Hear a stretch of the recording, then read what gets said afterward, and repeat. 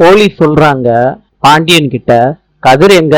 நகை காணாம போன விஷயமா கதிர் கிட்ட பேசணும். கதிர் அப்ப சைக்கிள்ல வர்றாங்க. பாண்டியன் கேக்குறாரு, என்னடா போலீஸ் நகை திருடு போச்சுன்னு சொல்றாங்க, என்னடா கதை இது? ராஜி சொல்றாங்க, மாமா என் நகை காணாம போச்சு. அதுக்கு பாண்டியன் சொல்றாரு, என்ன நகைமா, கொஞ்சம் தெளிவா சொல்றியாமா? ராஜி சொல்றாங்க, வீட்ல இருந்து எடுத்துட்டு போன நகை மாமா. அதுக்கு பாண்டியன் கேக்குறாரு, யாருமா உனக்கு தெரியாம எடுத்துட்டு போனது? முத்துவேலம் அந்த வீட்ல இருந்து ராஜிய பாக்குறாங்க. ராஜி சொல்றாங்க பாண்டியன் கிட்ட கண்ணன்னு. பாண்டியன் ராஜிய வீட்டுக்குள்ள கூட்டிட்டு வந்து விசாரிக்கிறாரு. நகைய கதிர் எடுக்கலையாமா? ஆமான்னு ராஜி சொல்றாங்க. செந்தில் இத கேட்டுட்டு கோபமாயிடுறாரு.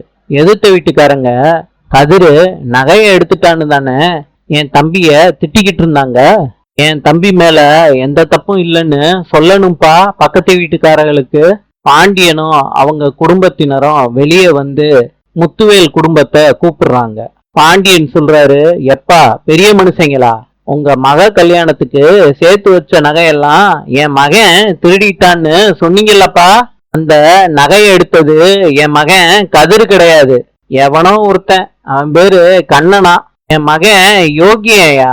உங்க வீட்டுல யாராவது என் மகனை திருடன் அப்படி இப்படின்னு பேசுனீங்கன்னா கேட்ட உடனே நாக்க இழுத்து வச்சு நறுக்கிடுவேன் பாத்துக்கோங்க.